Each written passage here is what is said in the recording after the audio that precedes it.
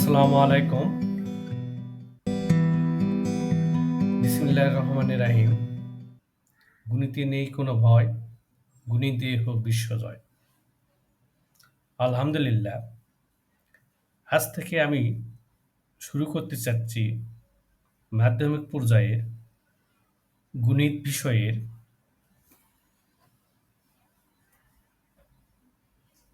YouTube ভিত্তিক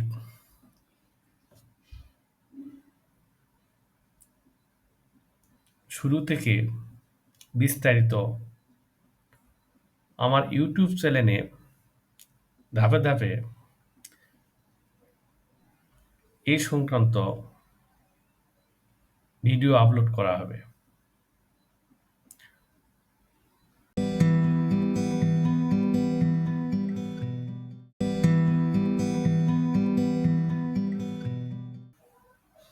আশা করি আপনাদের উপকারে আসবে।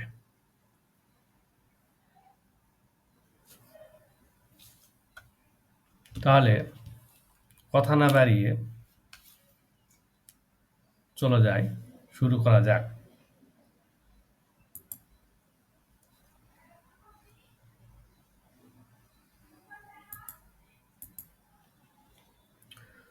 গণিত পরীক্ষার ফলাফল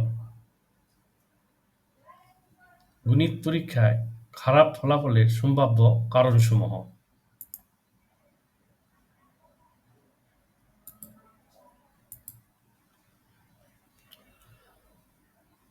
গণিত পরীক্ষায় খারাপ ফলাফল বিভিন্ন কারণে হতে পারে এবং এগুলো চিহ্নিত করতে পারলে উন্নতি করা সম্ভব। সাধারণ কারণ বিস্তারিতভাবে আলোচনা করা হলো।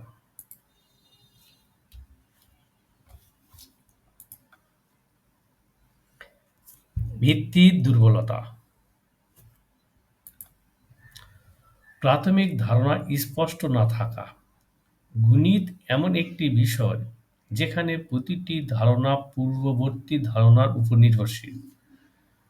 যদি প্রাথমিক যোগ, বিয়োগ, গুণ, ভাগ, ভগ্নাংশ ও বীজগণিতীয় মৌলিক ধারণাগুলো পরিষ্কার ধারণা না থাকে, তাহলে উচ্চতর গণিত বোঝা কঠিন হয়ে পড়ে। অনুশীলনের অভাব। গণিতের নিয়ম ও সূত্রগুলি কেবল মুখস্থ করলে হয় না, সেগুলো প্রয়োগ করার জন্য পর্যাপ্ত অনুশীলন প্রয়োজন। অনুশীলনের অভাবে সূত্র প্রয়োগে ভুল হয় বা সময় বেশি লাগে।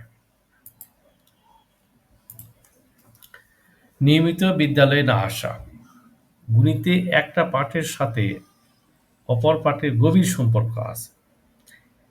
একটি পাঠ বুঝতে না পারলে পরবর্তী পাঠ বুঝতে অনেক অসুবিধা হয়, এমনকি নাও বুঝতে পারে।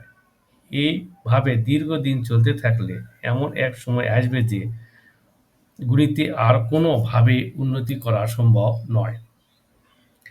নির্দিষ্ট শিক্ষণফল অর্জনের অভাব।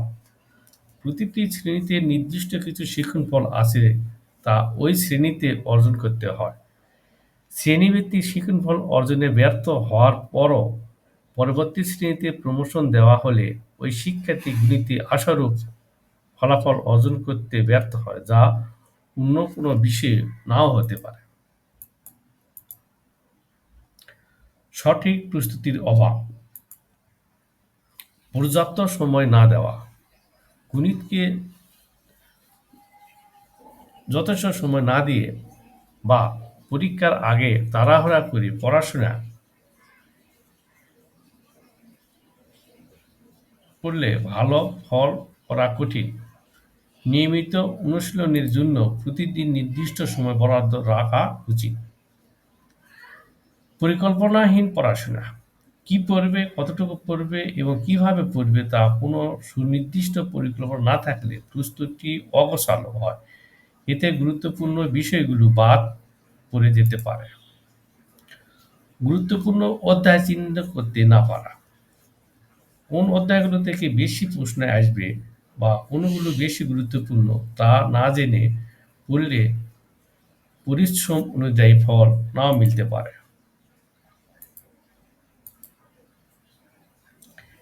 ডিজিটাল প্রযুক্তির নেতিবাচক দিক। ডিজিটাল প্রযুক্তির কিছু খারাপ দিকও আছে যা শিক্ষার্থীর গণিত শেখার বাধা সৃষ্টি করতে পারে। মনোযোগের অভাব, স্মার্টফোন, ট্যাব, কম্পিউটারগুলোতে সামাজিক যোগাযোগ মাধ্যম, গেম, অন্যান্য বিনোদনমূলক অ্যাপস থাকার কারণে শিক্ষার্থীর মনোযোগ সহজে বিঘ্নিত হয়। গণিত অনুশীলনের সময় এই ধরনের অ্যাপস তাদের মনোযোগ কেড়ে নিতে পারে।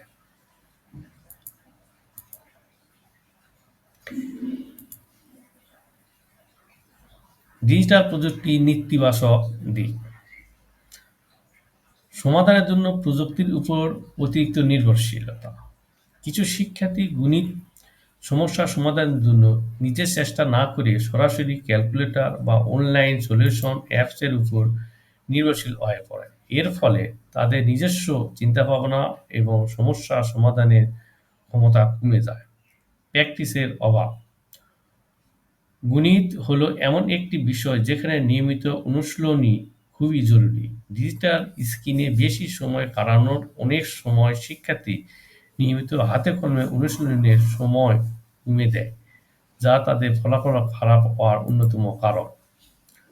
প্রযুক্তির সঠিক ব্যবহার না জানা, অনেক শিক্ষার্থী এবং শিক্ষক ডিজিটাল প্রযুক্তির সঠিক ব্যবহার সম্পর্কে পুরোপুরি সচেতন নয়। ফলে এর সর্বোচ্চ সুবিধা নিতে না পেরে বরং এর নেতিবাচক দিকগুলো তারা বেশি প্রভাবিত হয়।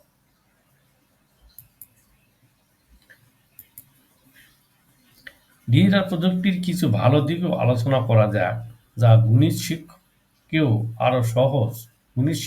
আরো সহজ ও কার্যকর করতে পারে। শিক্ষা উপকরণের সহজলভ্যতা, ইন্টারনেট ব্যবহার করে শিক্ষার্থীরা সহজে বিভিন্ন শিক্ষামূলক ওয়েবসাইট, ইউটিউব চ্যানেল, অ্যাপসের মাধ্যমে গণিত সমস্যা সমাধান, টিউটোরিয়াল এবং কুইজ পেতে পারে। এতে তাদের শেখার আগ্রহ বাড়বে এবং নিজেরাও নতুন কিছু শিখতে পারবে।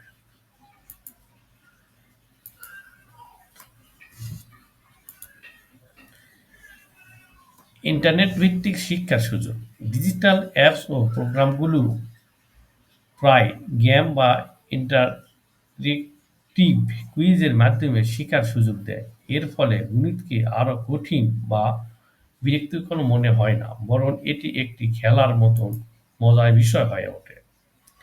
শিক্ষককে সাহায্যকারী, ডিজিটাল প্ল্যাটফর্মগুলো শিক্ষককেও অনেক সাহায্য করে। তারা বিভিন্ন অনলাইন রিসোর্স ব্যবহার করে শিক্ষার্থীর জন্য আরো আকর্ষণীয় ও কার্যকর ক্লাস তৈরি করতে পারে। গণিতে খারাপ ফলাফলের পিছনে অভিভাবকের ভূমিকা, গণিত এমন একটি বিষয় যা অনেকের কাছে কঠিন মনে হয়, আর এই ভয়ে পিছনে অনেক সময় অভিভাবকের কিছু আচরণ দায়ী থাকে। একজন শিক্ষার্থী গতিবিধি দূর করতে বা ভালো ফলাফল অর্জনের অভিভাবকের ভূমিকা অনেক গুরুত্বপূর্ণ। কিছু দিক আলোচনা করা হলো যেখানে অভিভাবকের অনিচ্ছাকৃত ভুলগুলো শিক্ষার্থী খারাপ ফলাফলের কারণ হতে পারে।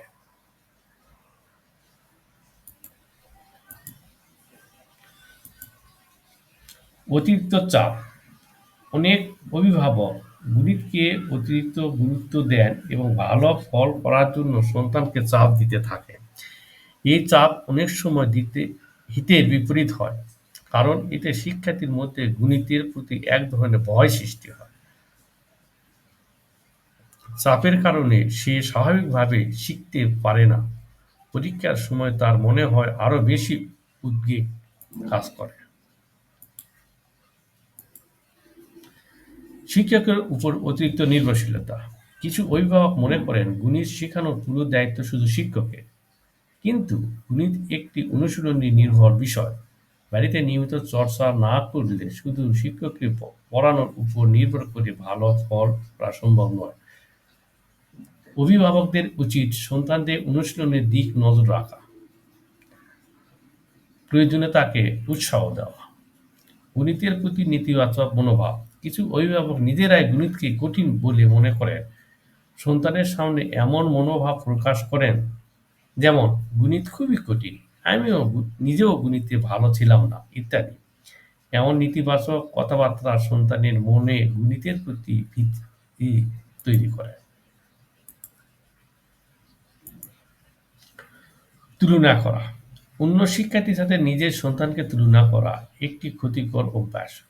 অমুক তোমার চেয়ে গণিতে ভালো, তার মতন করে পড়ো। এমন কথা সন্তানের আত্মবিশ্বাস কমিয়ে দেয় এবং তার মধ্যে হতাশার সৃষ্টি করে। সময়মতো সমস্যা চিহ্নিত করতে না পারা। যখন কোনো শিক্ষার্থী গণিতে দুর্বলতা অনুভব করে তখন তা দ্রুত চিহ্নিত করা এবং সমাধান করা জরুরি। কিন্তু অনেক অভিভাবক এই সমস্যাকে গুরুত্ব দেন না, যার ফলে শিক্ষার্থীর দুর্বলতা ক্রমশ বাড়তে থাকে।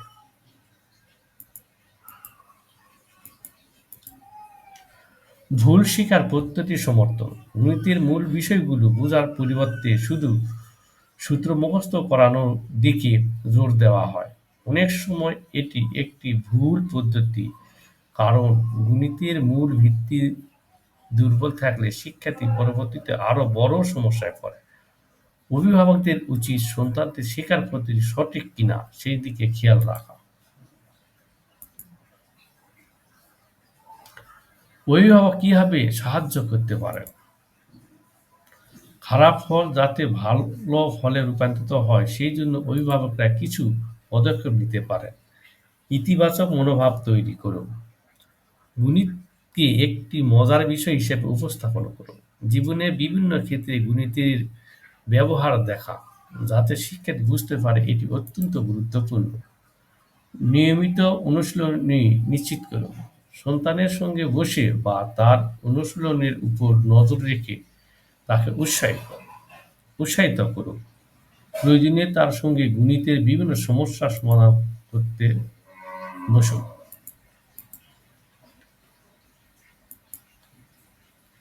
ভুল থেকে শেখার সুযোগ দিন। সন্তান কোনো সমস্যার সমাধান করতে না পারলে তাকে বকাঝকা না করে বরং ভুলটা কোথায় হয়েছে তা খুঁজে বের করতে সাহায্য করুন। ভুল করাকে শেখার একটি অংশ হিসেবে দেখতে শেখান। যোগাযোগ বাড়ান। সন্তানের শিক্ষক বা গৃহশিক্ষকের সঙ্গে নিয়মিত যোগাযোগ রাখুন। তার দুর্বলতা ও উন্নতির দিকগুলো সম্পর্কে জেনে সেই অনুযায়ী ব্যবস্থা নিন। গণিতভীতি দূর করো এবং ভালো ফলাফল অর্জন করতে অভিভাবকের ইতিবাচক ও সহযোগিতার ভূমিকা অত্যন্ত জরুরি। আপনার সন্তানকে সমর্থন দিন, তাকে বুঝুন এবং তার পাশে থাকুন। পরীক্ষার হলে সমস্যা। সময় ব্যবস্থাপনার অভাব। গণিত পরীক্ষার সময় ব্যবস্থাপনা অত্যন্ত গুরুত্বপূর্ণ। একটি নির্দিষ্ট অঙ্কে বেশি সময় ব্যয় করলে অন্য অঙ্কের জন্য সময় কমে যায়। প্রশ্নপত্র বুঝতে ভুল করা। অনেক সময় তাড়াহুড়া করে প্রশ্ন পড়তে গিয়ে বা প্রশ্ন না বুঝে ভুল উত্তর দিয়ে দেওয়া হয়। অতিরিক্ত দুশ্চিন্তা বা ভয়। গণিত নিয়ে অতিরিক্ত ভয় বা পরীক্ষার সময় দুশ্চিন্তা করার কারণে জানা উত্তরও ভুল হয়ে যেতে পারে। গণনায় ভুল। তাড়াহুড়া বা অসাবধানতার কারণে যোগ, বিয়োগ, গুণ বা ভাগের ভুল হওয়া গণিত পরীক্ষায় খারাপ ফলাফলের একটি সাধারণ কারণ। শিক্ষার পদ্ধতিতে ত্রুটি। শুধুমাত্র সমাধান মুখস্থ করা। গণিত মুখস্থ করার বিষয় নয়, এটি বোঝার বিষয়। সমস্যা সমাধানের পদ্ধতিতে না বুঝে শুধু উত্তর মুখস্থ করলে পরীক্ষায় নতুন ধরনের প্রশ্ন এলে আটকে যেতে হয়। শিক্ষকের সাহায্য না নেওয়া। কোনো বিষয় বুঝতে না পারলে শিক্ষক বা সহপাঠীদের সাহায্য না নিয়ে একা একা চেষ্টা করলে অনেক সময় সঠিক পথে এগোনো যায় না। ভুলগুলো চিহ্নিত না করা। যে ভুলগুলো হচ্ছে সেগুলো কেন হচ্ছে বা কোথায় হচ্ছে তা চিহ্নিত না করে একই ভুল বারবার করলে উন্নতি সম্ভব নয়।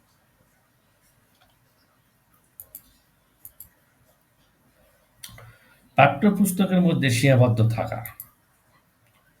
বিভিন্ন ধরনের সমস্যা অনুশীলন না করা। শুধুমাত্র পাঠ্যপুস্তকের মধ্যে সীমাবদ্ধ না থেকে বিভিন্ন উৎস থেকে সমস্যা সমাধানের চেষ্টা করা উচিত। এতে নতুন ধরনের প্রশ্ন মোকাবেলা করা অভ্যাস গড়ে ওঠে।